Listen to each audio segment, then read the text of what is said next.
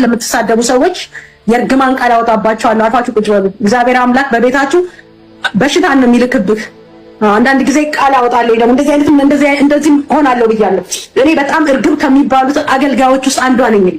በጣም በቃ ለሰው አዛኝ፣ ለሚያለቅሰው አብሬ ማለቅስ፣ የሚጎዳው ጋራ የምጎዳ ሰው ነኝ። በጣም የእውነት ብዙ ሰው ምስክር ነው። በእግዚአብሔር ቤት ውስጥ ይሄን ያህል አገኘሁት፣ ይሄን ያህል አታከማቸውበት የምለው ነገር የለኝም።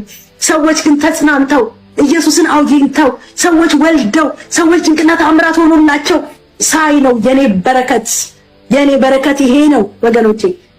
እና በዚህ ዘመን ውስጥ እኔ አልኩኝ ዮኒ መጥቶ እዚህ በሚጠመቅበት ሰዓት በሱ ስም ገንዘብ ልሰበስ።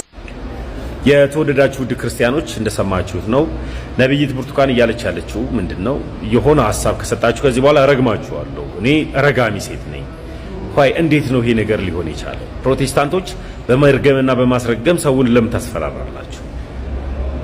እኛ ርግማንን ፍራቻ እውነት ላለመግለጥ ወደ ኋላ አንልም። ስለዚህ ከዚህ ጋር በተያያዘ የዮናታን የንስሐ እናቱ ወይም አባቱ እያለች ያለችው ነገር ልክ አይደለም እና ደግሞስ ገንዘብ ልሰራ አይደለም እና ገንዘብ ልቀበል አይደለም ምን ማለት ነው? ለገንዘብ ነው የመጣው ነው?